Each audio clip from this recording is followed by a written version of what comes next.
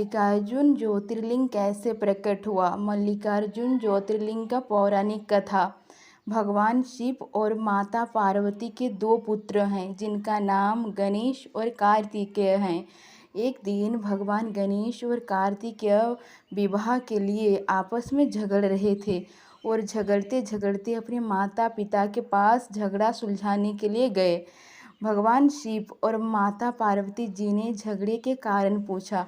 तब उन्होंने बताया कि पहले किसका विवाह होगा, इसी विषय में झगड़ा हो रहा है। यह सुनकर माता पार्वती ने झगड़े का समाधान के लिए दोनों भाइयों से कहा कि जो पहले पृथ्वी की परिक्रमा करके आप वापस आएगा उसी का विवाह पहले होगा। माता पार्वती द्वारा ऐसा सुनकर कार्तिकेय जी ने पृथ्वी की परिक्रमा के लिए निकल गए। कार्तिकेय का वाहन मोर है और गणेश जी का वाहन चूहा है, लेकिन भगवान गणेश बहुत ही बुद्धिमान थे। जब कार्तिकेय परिक्रमा के लिए वहाँ से चले गए तब गणेश जी ने कुछ विचार किया और उसके बाद फिर अपने ही माता पिता के एक स्थान पर बैठने का आग्रह किया। उसके बाद अपने माता पिता के साथ परिक्रमा किए, जिससे पृथ्वी की परिक्रमा से मिलने वाले फल की प्राप्ति की एक अर्ध जीत गए। उनकी यह बुद्धि देखकर भगवान शिव जी और पार्वती बहुत ही प्रसन्न हुए और गणेश जी का विवाह कराया। पृथ्वी की परिक्रमा पूरा कर जब कार्तिकेय जी वापस जाते हैं तो गणेश जी का विवाह देखकर उन्हें बहुत दुख हुआ। तब उसी समय कार्तिकेय जी ने अपने माता पिता के चरण छूकर वहाँ से चले गए।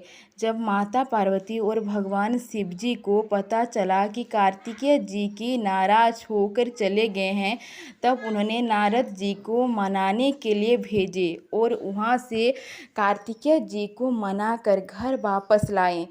कौंच पर्वत पर नारद जी कार्तिकेय जी को मनाने पहुँचे और मनाने के बहुत प्रयत्न किया।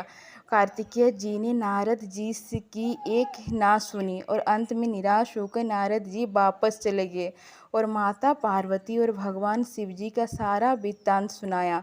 यह सुन माता पार्वती भगवान शिव जी के साथ क्रोंच पर्वत पर कार्तिकेय जी को मनाने पहुंची। माता पार्वती के आगमन को सुन कार्तिकेय जी ने 12 कोस दूर चले गए।